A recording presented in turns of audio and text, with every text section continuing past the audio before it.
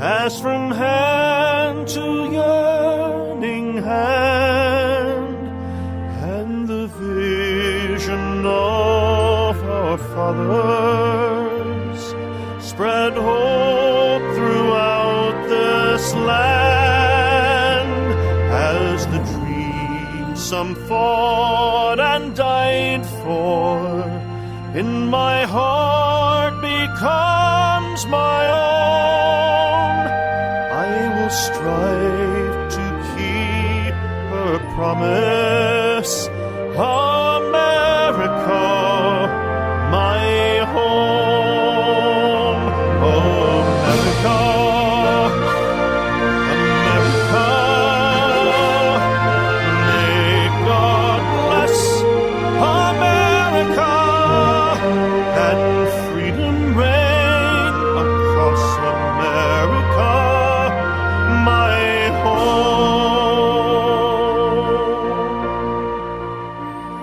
From the shorelines to the prairies, to the cities great and small, we have reaped the fruits of justice and liberty for all.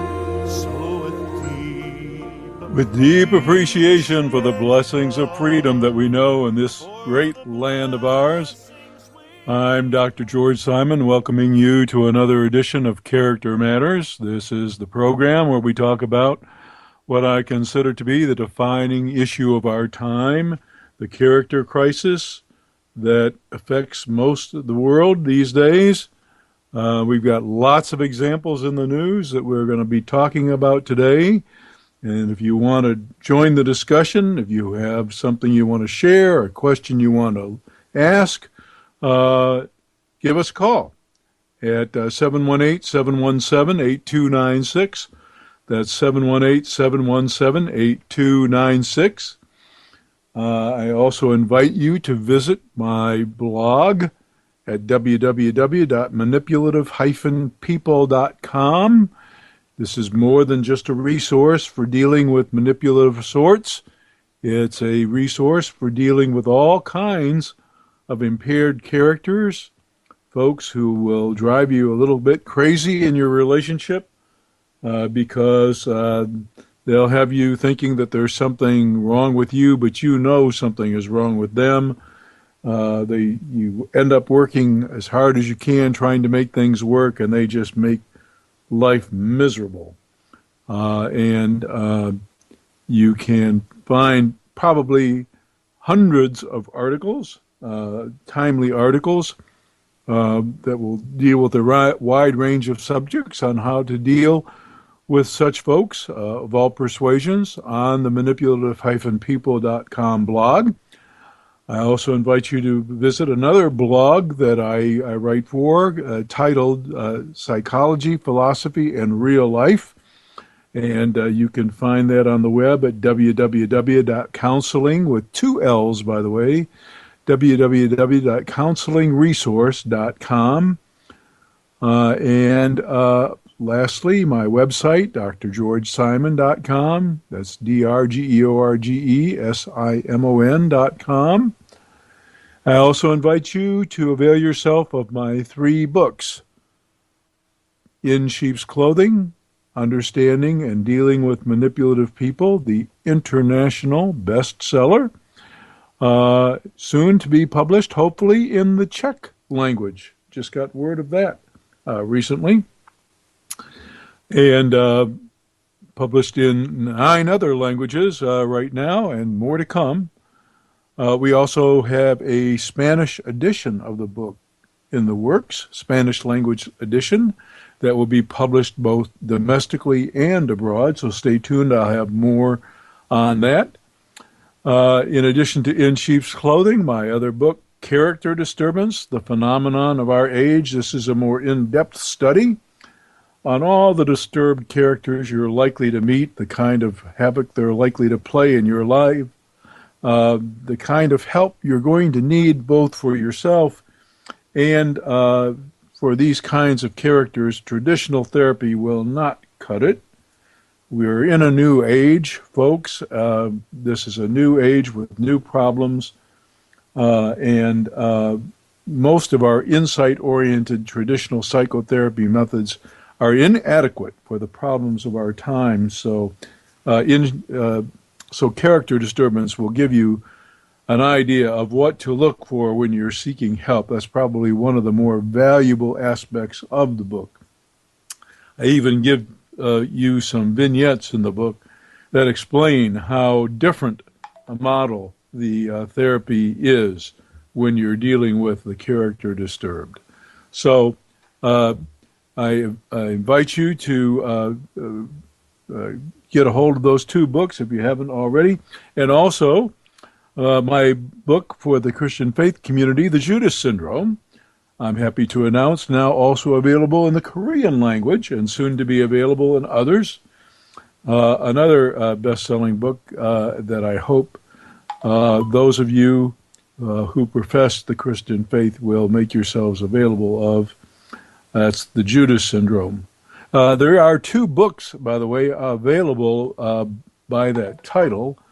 Only one by me, George K. Simon Jr., so check that out. You can find the book on Amazon and BarnesandNoble.com, and your local bookstore will order it for you if they don't have it on the shelves. And you can read some of the reviews and maybe post one yourself. I'd be happy to have you do that.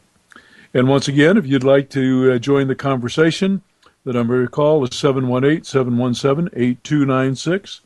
That's 718-717-8296. Well, what a week it's been, and I'm going to speak about an issue before I get into the main topic that I wanted to talk about tonight, and also let you know about the new series of articles that's going to be appearing on the blog. I think that many of you will at first wonder why I want to speak about this issue. It's an issue that's been in the news all week, the tragedy involving a Germanwings flight that went down in the Alps this past week, just a few days ago, apparently caused by a deliberate action on the part of the co-pilot who locked out the pilot and who took control of the plane, and in an effort to perhaps destroy himself, took along with him 150 some other innocent lives, including children. It's a true tragedy. But there are a number of other tragedies in this whole scenario. A lot of misconceptions about mental health issues and mental illness. A lot of issues to talk about here. I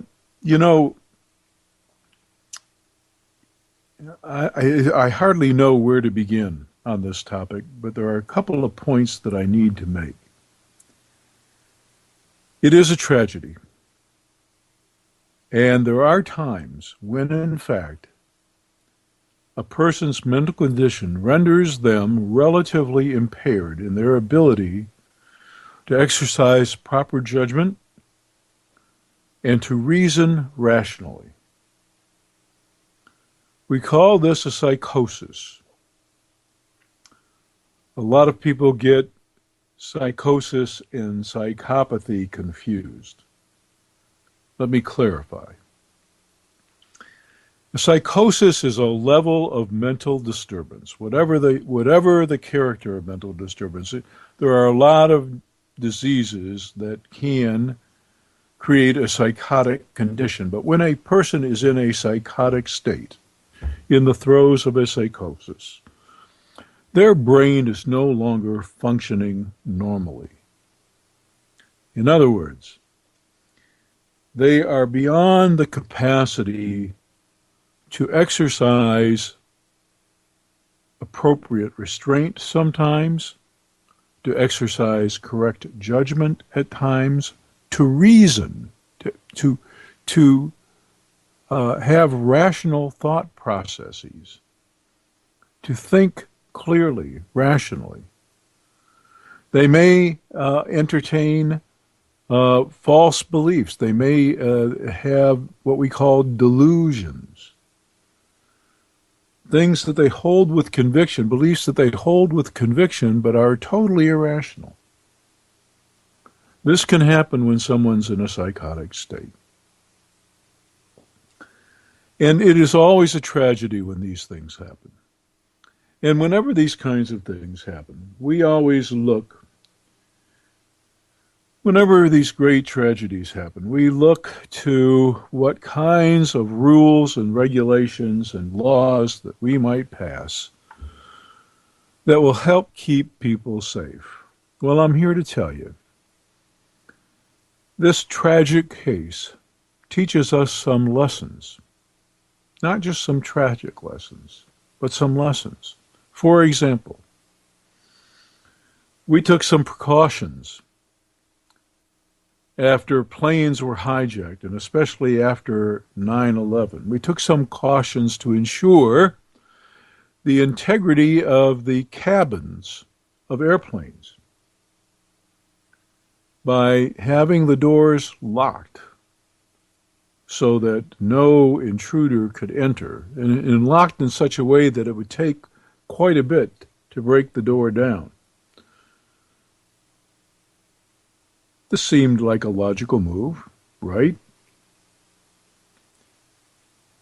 But here we have a situation where you had a truly impaired person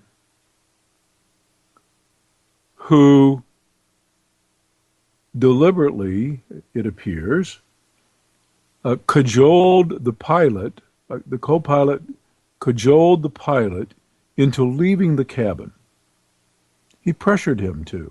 It wasn't just that the pilot decided, I needed to get up and go to the bathroom. That would be the most common circumstance. But according to the tapes, the co-pilot was more active than that. He cajoled the pilot into leaving. And as soon as the captain stepped out, the co-pilot locked the door so that nobody could get back in. And the captain realized this right away. The pilot realized this immediately and started knocking on the door. And when the pilot realized what was happening, what the co-pilot's intentions were, gradually sending this plane into a dive. And as the plane was descending to an altitude where it was clearly going to crash, the pilot was heard on tape begging for entry, begging in the name of God, as passengers were screaming. Now, some folks are going to probably take issue with what I have to say here, but I'm going to weigh my words carefully. I'm very well aware that there are cases where, through no fault of a person, their brain chemistry goes wacky. It's not their fault. They're perfectly decent human beings. There are cases where this happens, where perfectly decent human beings have something go wrong with their brain's chemistry,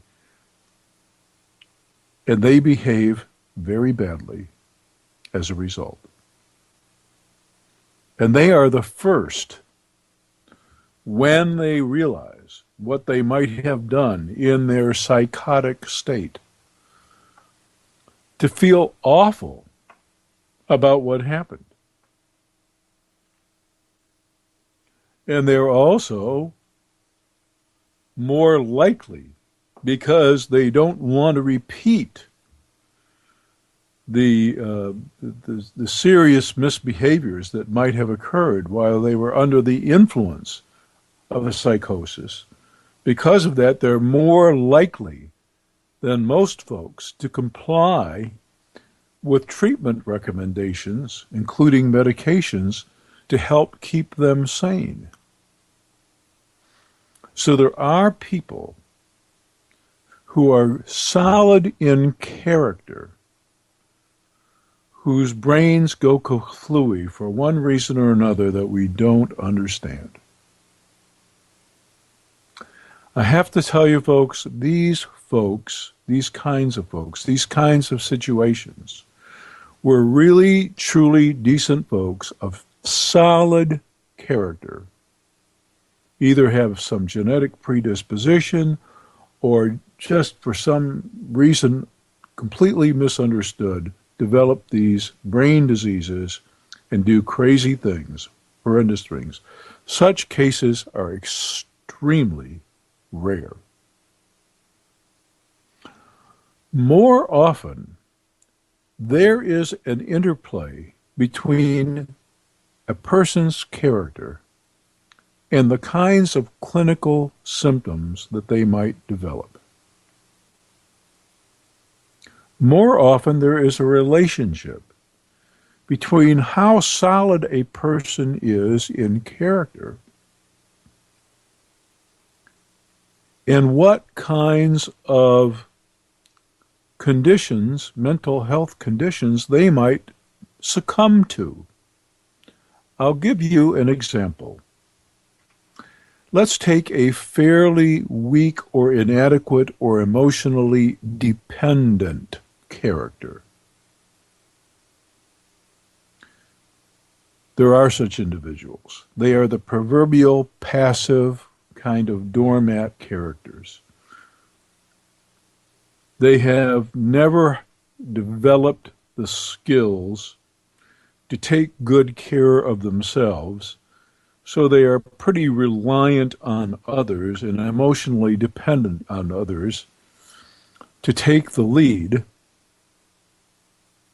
and they never basically learn to do for themselves. There are these kinds of characters. Well, if such a character is in a relationship with someone who has been a good caretaker of theirs, let's say they marry a strong person of really strong character who takes care of everything, and they lean heavily on this person. And then that person either dies or leaves, really shaking the dependent person up, because now they're on their own, and they're not prepared to be on their own. Well, that person could suffer any number of conditions. They're prime candidate for any number of clinical conditions, including anxiety, depression, a mixture of the two, some kind of traumatic stress reaction. They can have all kinds of things. And what I'm saying is that most of the time, not all of the time, but most of the time, there is a relationship between a person's character and the kinds of syndromes that could develop in them under times of stress. And there's also a relationship between their character and the kinds of things they will do, or they might be predisposed to do, when they are breaking down under stress.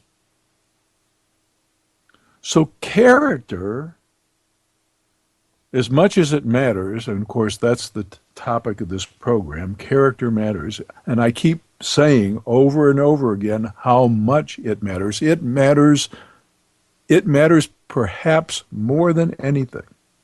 Parents out there who are listening to me, and those of you who have children, nothing matters more than the character you instill in your children. Nothing. It is the psychological system's immune system, so to speak. I have articles on this. You can read it on both my own personal blog at manipulative-people.com and on the Counseling with 2Ls resource.com blog as well. Character is a psychological immune system of sorts. People of really solid character may weather under the storm, but they weather a little better than folks with weak or problematic character. And they recover faster. They cope better. So character is everything. Now, how do I know that character must play a role in what happened here? Well, I've been doing some reading. And even with what little information we have a person, this co-pilot for this Germanwings flight, who, despite not having a lot of other skills, always wanted to fly. And despite not having all of the best preparatory education, wanted more than anything to fly. So he did what it took. And he finally got qualified to fly. He had some problems along the way. He had some problems. His training was interrupted for a number of problems a couple of different times, but he finally made it. Then we were told that something was going wrong. He was having problems in his relationship life, and he was also having stress-induced problems with his vision, etc. And he began to worry. He began to worry that he might not be able to do the thing that he loved. And in fact, his doctor was recommending that he not do the thing that he loved until he got better. Now, here's where character comes into play, folks. Naturally, this is stressful. But when a person wants what they want so badly and really can't think of the greater good, because all that matters to them is that they have the thing they want, that they just go to pieces when they're denied. That's not just a clinical problem. It is. There's no doubt about it. This guy's head was just not right when he boarded that plane. But helping him get to that point was a character, more than likely, where he just couldn't stand the thought that he would be denied something that meant a lot to him. And that, my friends, is a character issue. There are some people that when they hear no, they just can't take it. I'll bet you know some people like that. I'll bet those of you parents who are in the audience who have raised children remember those days, at those stages of development, when those kids just pitched a living fit because they were denied something that they wanted really badly. You would think the world had come to an end. I remember my own children. Those screaming temper tantrums and fits and crying episodes. My two grandchildren are very different. My grandson Noah was the pitchiest temper fit. With my granddaughter, it was the crying scene. It was the waterworks, the big sob. But to make a long story short, most parents recognize that kids in their formative years will have meltdowns when things don't go their way. And we have to instill in them the capacity to be able to take no for an answer sometimes.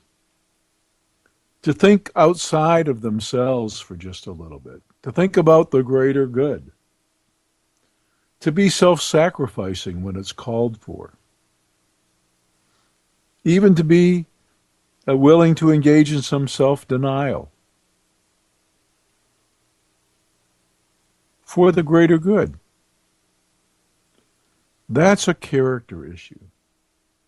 So what I'm trying to tell you is that most of the time, 90% of the time, even though the medical community would like you to believe that every problem we have out there is a matter of chemistry for which there is a pill, they'd like you to believe that.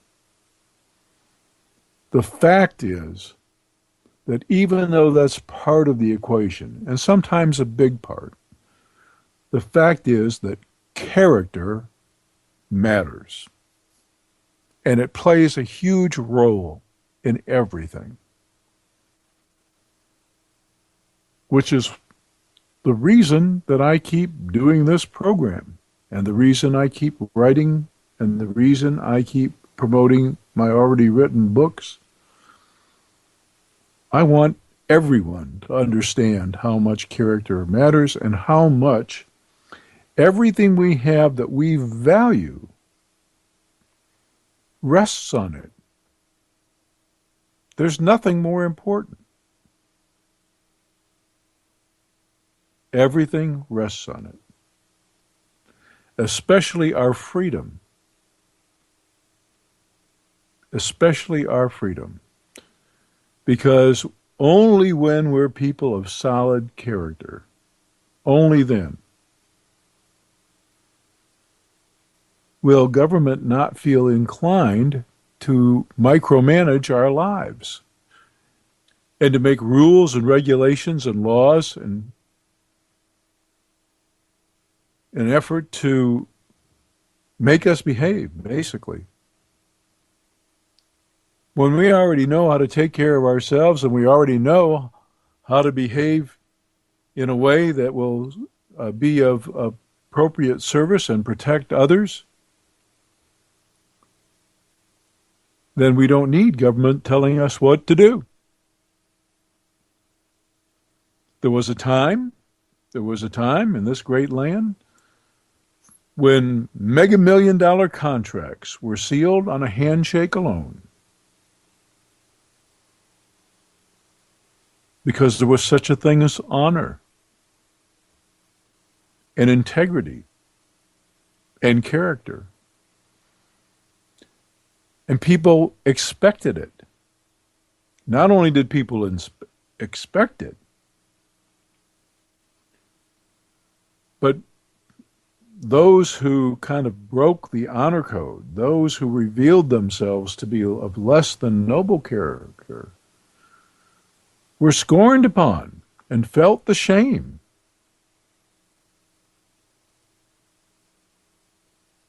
They felt the shame. It is tragic, but those days are long gone. They're way behind us. And we are of the deluded opinion, the crazy belief, that somehow in the absence of character, we can protect ourselves with rules and regulations. It won't save us. It will not save us. What will save us is restoring our individual character and restoring, therefore, the overall character of our country. Right now, we have politicians negotiating the fate, likely negotiating the fate of the free world in the midst of an ideology taking over parts of the world, posing a threat like never before.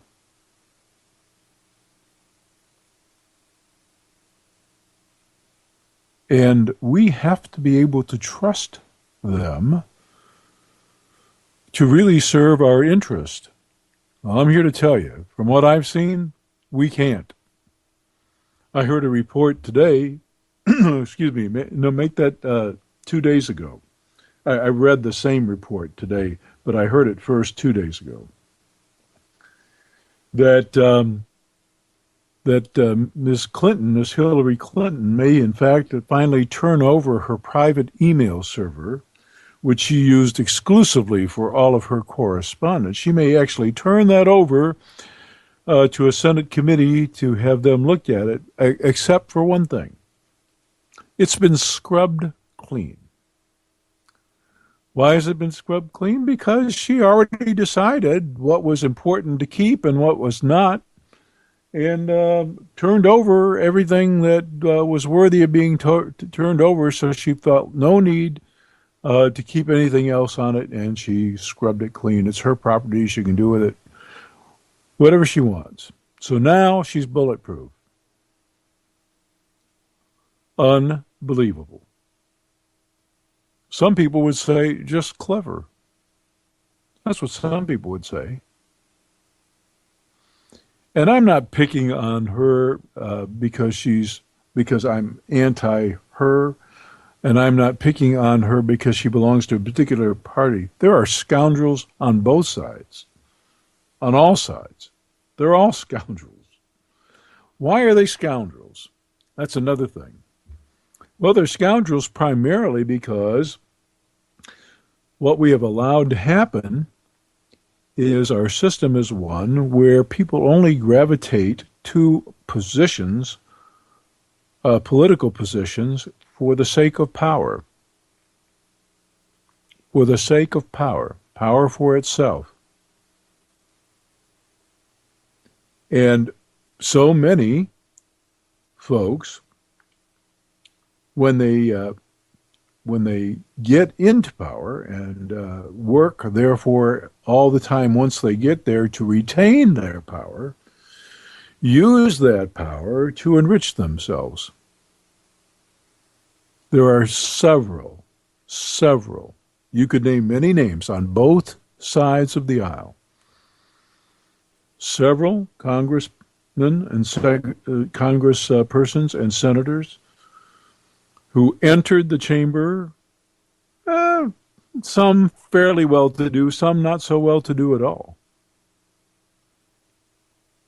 And after term of service, leave wealthier than you can possibly imagine. How does that happen? Given we know what their salaries are, and given that they're supposed to reimburse for all personal expenses, how does this happen? How does it happen that they just happen to make all these connections, and even though they insist there's no quid pro quo, they end up getting all these benefits and getting the inside track on certain deals? And they might put their holdings in a trust, but that doesn't stop them from enriching themselves.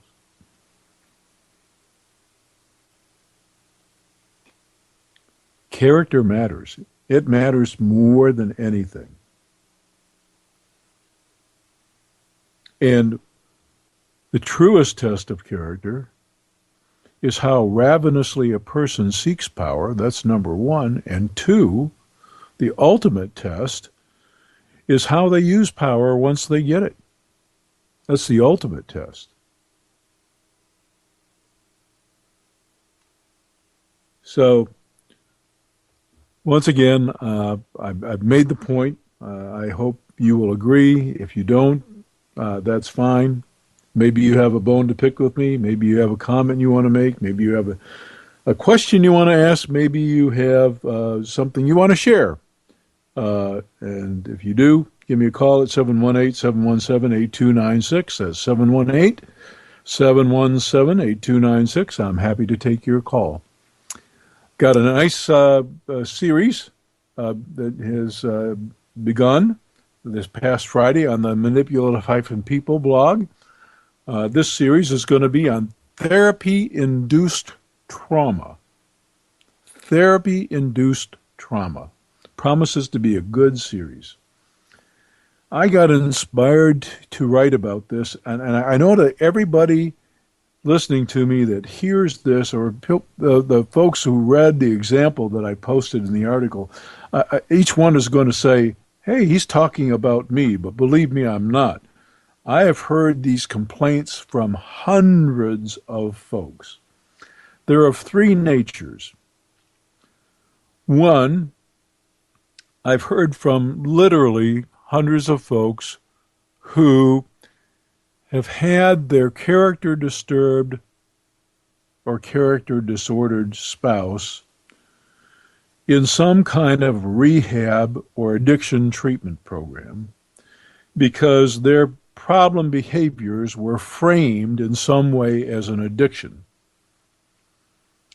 And therefore they went through, and sometimes in these posh digs, out to Passages, Malibu, or some of these other places where it's thousands of dollars a day at the insurance company's expense, or even out of the bank account in these posh digs where they either do a 12-step based program or other type of addiction type program and get their head straight. And I've heard from hundreds of folks who have unfortunately they've had their finances completely exhausted, sending their spouse through one of these programs only to have problems persist or to get worse or to get better for a time and then get really bad again. And so, even though the problem was bad to start with, it ends up worse because they either didn't get better or they got worse, and now the parties are broke on top of that. Hence, therapy-induced trauma. In other words, it was bad enough to start, but therapy didn't make things any better and maybe made things worse. Then I've also heard from folks whose spouses were in such programs and who themselves were the direct victims of some of the therapeutic principles that were put into place. And I've given this example before. And I've heard there's a wonderful blog out there, POSARC, POSARC, for those folks who have been in addiction treatment for sexual behavior problems, serial cheaters and the like, pornography addictions. And I've heard from several folks about how they were entered into codependency groups along with their pornography abusing spouse or their sexual behavior irresponsible spouse. And when it came time to confront certain things, they were told to be patient, to let their partners overcome their quote-unquote denial. They were made to believe that their spouses were at certain points, quote-unquote, too fragile to be dealt with directly. They were asked to wait, not place any demands, to wait patiently for treatment. I know of several cases where patient spouses waited while their philandering spouse not only pulled the wool over people's eyes in treatment, so-called treatment, but also was planning their escape, planning their cleaning out of the bank account, planning their hookup with another person, and only succeeded. The marriage or the relationship was near collapse at the start, and the victim could have cut their losses by just kicking the abusive party out and starting a new life. But instead, they went through this whole therapeutic ordeal only to be victimized by it. That's therapy-induced trauma. Another type of therapy-induced trauma is when a couple goes in for therapy and the therapist is aligned with traditional models of insight-oriented psychotherapy. And the one party in the relationship is a disturbed or disordered character. But they're not recognized as such. As a matter of fact, their charm and their capacity for seduction and their capacity for what we call positive impression management is so good that they basically not only pull the wool over the therapist's eyes, but they charm and seduce the therapist to the point where the therapist really takes sides, forms an alliance with them against the innocent party. Another form of therapy-induced trauma. The couple goes to therapy for help, usually at the urging of the abused party. So the victim is desperate for help. They go to therapy, and what does the victim get? They get trashed in therapy. They are misread in therapy. They're the ones singled out as perhaps the person that doesn't communicate well enough, or perhaps the person who doesn't recognize the other person's needs well enough, or any of the traditional things that the therapist might say, or anything that the traditionally minded therapist might say, I should say. And they're victimized all over again. They were victimized in the first place by their character disturbed or disordered partner. And here they go seeking help, and they're victimized once again. This time even worse, because they've gone for help, and what do they get? What they get is enabling of the situation to stay as bad as it is and maybe get worse. There are so many ways that I have encountered what I call therapy-induced trauma. And so that's what the current series on manipulative-people.com is going to be addressing, therapy-induced trauma. It'll be at least a 3 or 4 part series.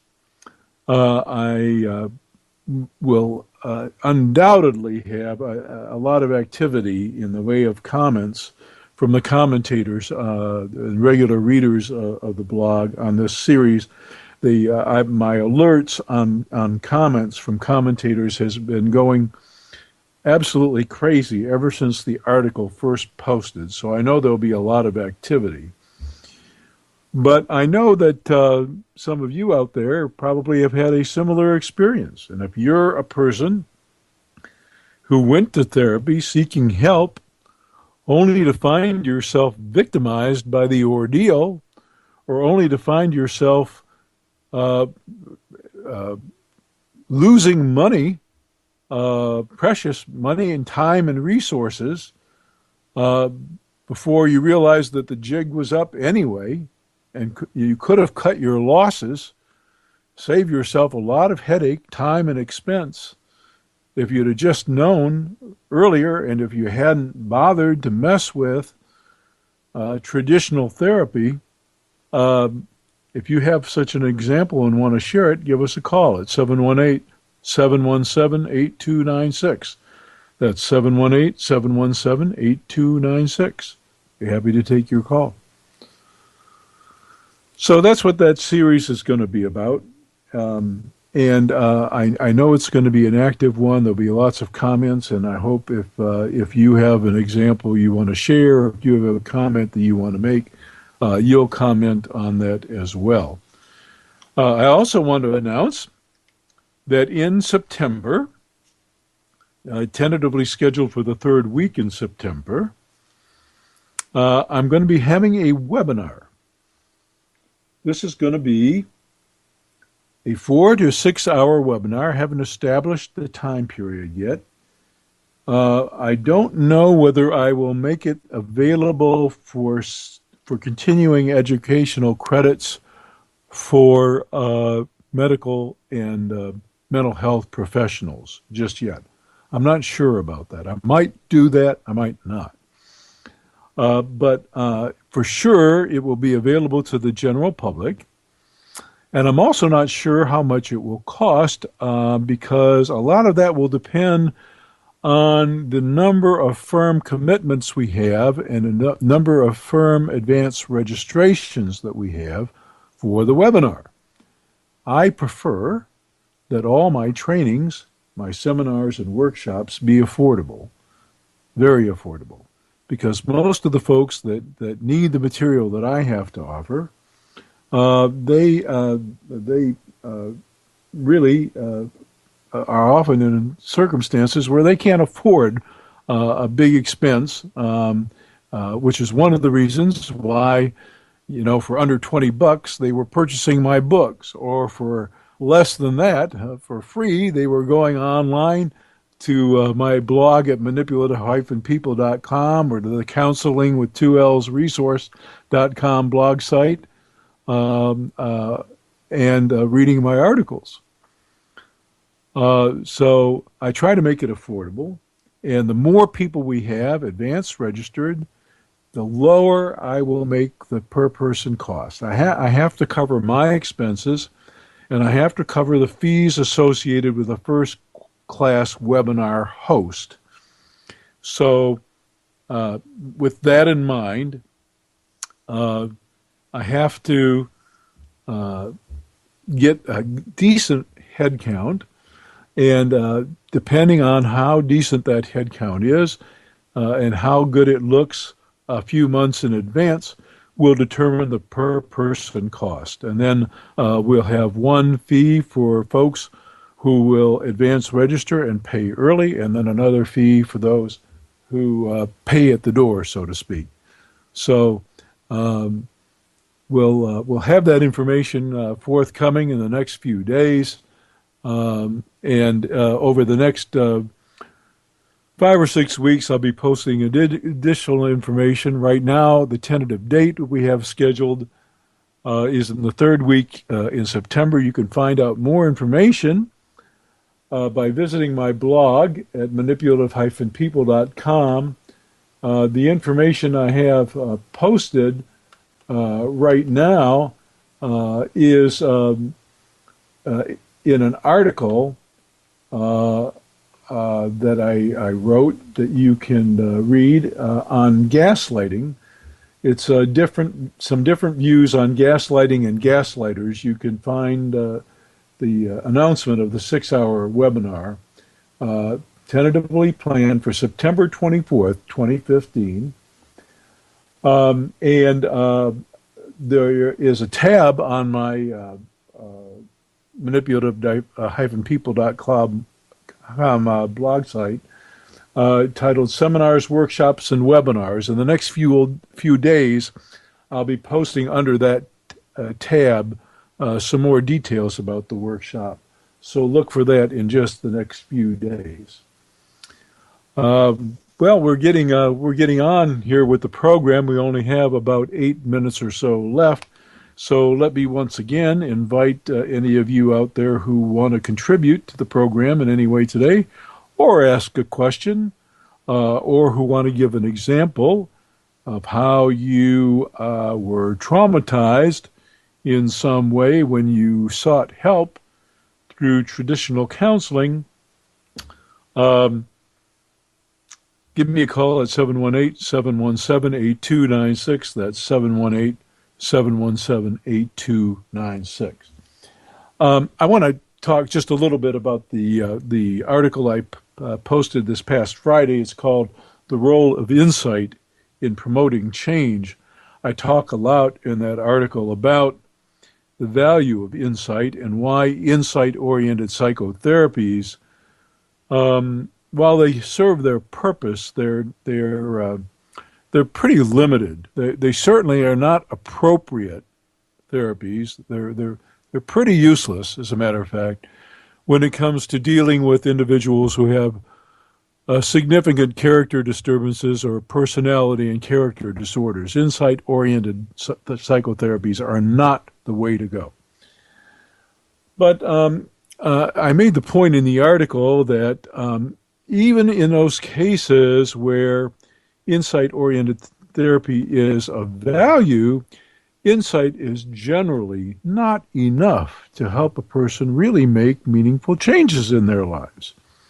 As a matter of fact, I point out that in many cases, individuals who gain insight in therapy sometimes find themselves feeling even more miserable if they are still having a hard time breaking out of old behavior patterns, old habit patterns, and reshaping their lives.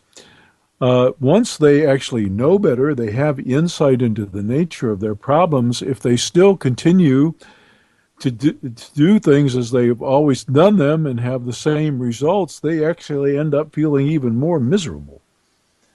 So insight has value, but it has limited value. And that's why I'm a big advocate of the therapy model that we call cognitive behavioral therapy. Well, some of the commentators on the blog this past Friday, especially, as soon as the post hit, they had some comments about having received cognitive behavioral therapy and finding it not all that helpful as well. Well, I'm here to tell you folks that there's a reason for that. There's a big reason for that, and that is because many therapists know that if their clients ask them what kind of therapy is best indicated for these kinds of problems, the answer is cognitive behavioral therapy. So when the client asks, or even if the client doesn't ask, the therapist might say, yes, I do cognitive behavioral therapy, and then proceed to engage in the therapy that they call cognitive behavioral therapy. But here's the dirty little secret, folks. Very few clinicians actually do it the way it's supposed to be done. Now, some don't even know how to do it the way it's supposed to be done.